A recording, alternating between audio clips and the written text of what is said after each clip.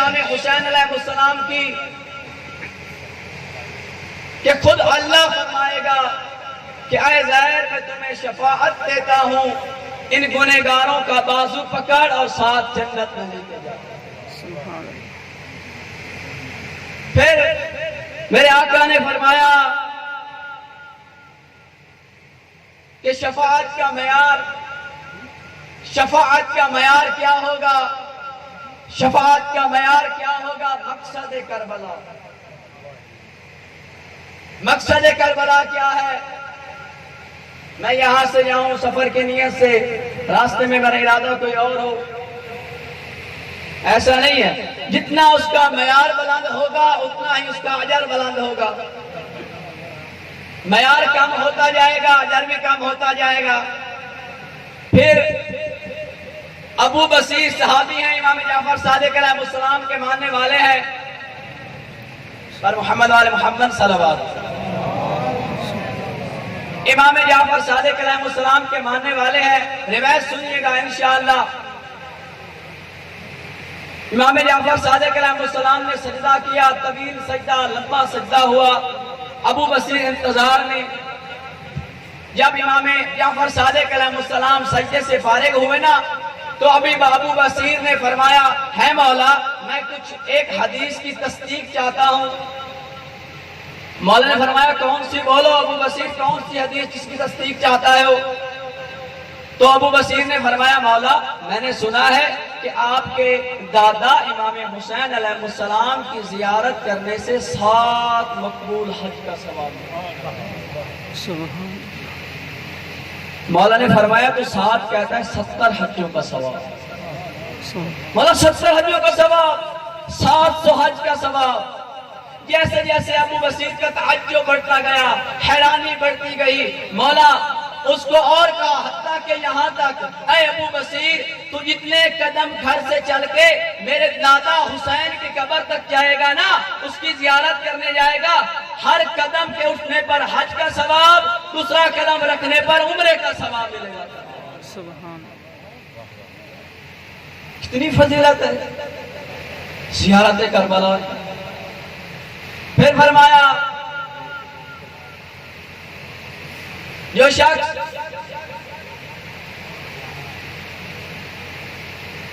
میرے حسین کی زیارت کرے گا، جب وہ جاتا ہے نا حرم امام حسین کے قریب، 4000 ملائکہ اس کا استقبال کرتے ہیں۔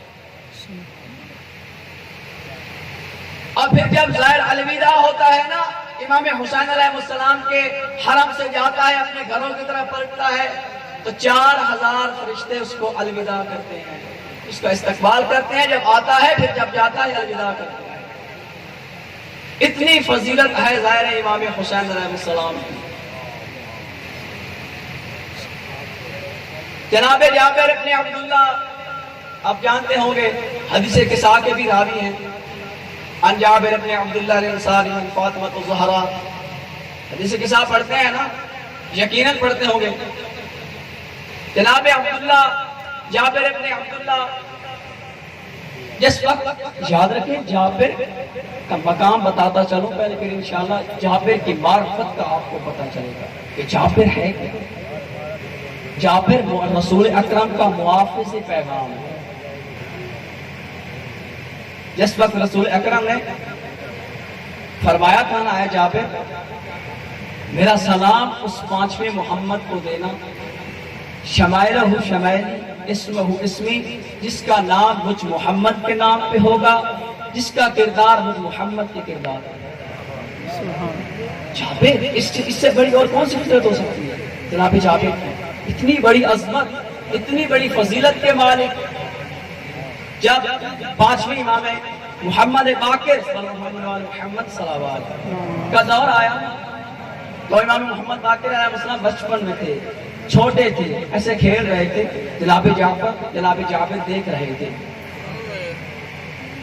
دیکھتے اسی طریقے سے جیسے رسول اکرم کو دیکھا تھا، جیسے چلتے تھے، جیسے ان کا کردار دیکھ رہے تھے، یہ بچہ وہی ہے۔ پکڑا بچے کو، کہا تھوڑا آگے چلنا، وہ آگے چلے، پھر پیچھے چلنا۔ امام محمد باقر علیہ السلام نے کہا اے جابر جملہ سنیے گا، اے جابر تو مجھے کب تک آگے پیچھے کرتا رہے گا؟ جو میرے نانا نے آپ کو پیغام دیا ہے وہ پیغام مجھے پہنچا دے۔ پیغام کون سا تھا؟ جناب جابر نے پہنچایا کہ آپ کے نانا نے آپ کی طرف یہ پیغام بھیجا کہ میرے 5ویں محمد کو سلام کہنا، محافظ پیغام مصطفیٰ یہ ہے جابر۔ جب جناب جابر چلے نا، پہلے زائر کربلا ہے، زائر امام حسین علیہ السلام کی قبر کے پہلے زائر ہے۔ وضو کیا، وضو کرنے کے بعد آہستہ آہستہ چل رہے تھے۔ ساتھ پوچھنے والے جو اس کے ساتھ تھے اس نے پوچھا، اے جابر آہستہ آہستہ کیوں چل رہے تھے؟ آہستہ آہستہ قبر امام حسین علیہ السلام کی طرف بڑھ رہے ہو کیوں؟ جناب جابر کو پتا تھا کہ میں ایک قدم رکھوں گا تو حج کا ثواب، دوسرا قدم اٹھاؤں گا تو عمرے کا ثواب، اس لیے آہستہ آہستہ سکون سے چل رہے تھے جناب جابر۔ اور آسان کر دوں، مولا سے پوچھا، مولا میں زیارت میں نہیں جا سکتا، میں غریب ہوں، ضعیف ہوں، مجبوری ہے۔ مولا نے فرمایا تو ضعیف ہے، کمزور ہے، مجبوری ہے، نہیں پہلے مجبوری نہیں ہے تو خود آ امام حسین علیہ السلام کو سلام کر، ورنہ گھر میں بیٹھ کر ایک دفعہ تو السلام علی الحسین وعلی علی ابن الحسین وعلی اولاد الحسین وعلی اصحاب الحسین ایک دفعہ کربلا کی طرف رخ کر کے یہ سلام کر دیں، آپ کی زیارت قبول۔ اپنی لائف کے اندر اس زیارت کو لاگو کریں۔ جب گھر سے نکلیں، مزدوری کرنے نکلا ہے، کاروبار اپنے کاروبار کی طرف نکلا ہے، جو ہی گھر سے نکلنا یہ 4 سلام آپ کی زبان پہ ہونے چاہیے۔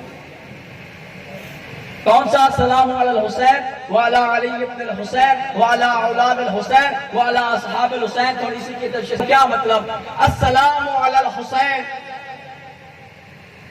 سلام کا جواب واجب ہے۔ جب آپ مومن سلام کرتا ہے تو اس وقت امام حسین علیہ السلام اس مومن کے گھر پہ نظر کرم کریں گے نہیں کریں گے؟ آپ امام دیکھو اس گھر پہ ایک گنہگار انسان، خطا کار انسان، اس گھر پہ تیرے مولا کی نظر ہو جائے۔ دوسرا سلام، امام حسین کی نظر آپ کے گھر پہ ہو گئی، السلام علی علی ابن الحسین، حسین کے بیٹے کی نظر، السلام علی اولاد الحسین، اب خود امام حسین علیہ السلام کی نظر کرم آپ کے گھر پہ، ان کی اولاد کی نظر کرم بھی آپ کے گھر پہ، مجھ جیسا گنہگار اور امام حسین کا نظر مجھ پہ جب تو سلام کرے گا۔ السلام علی اصحاب الحسین، اب ان کے اصحاب کی نظر آپ کے گھر پہ۔ خدا اپنی لائف کے اندر اس سلام کو لاگو کر، معیار کربلا کیا ہے، معرفت کربلا کیا ہے۔ آپ زائر تو بنیں گے، زیارت تو کریں گے۔ پھر امام حسین علیہ السلام ایک صحابی ہے، مولا کا ایک صحابی ہے، وہ ہر سال مولا کی زیارت کرنے جاتا ہے، کربلا میں زیارت کرتا ہے۔ ایک دفعہ بیمار ہو گیا، چلنے سے تنگ آ گیا، مشکل سے چلتا، ضعیف ہو گیا، لیکن پھر بھی مولا حسین علیہ السلام کی زیارت کرنے کے لیے پیدل چلا۔ جب گیا نا تو حرم میں مولا کی زیارت کی، رات کو سویا، رات کو مولا خواب میں ملا۔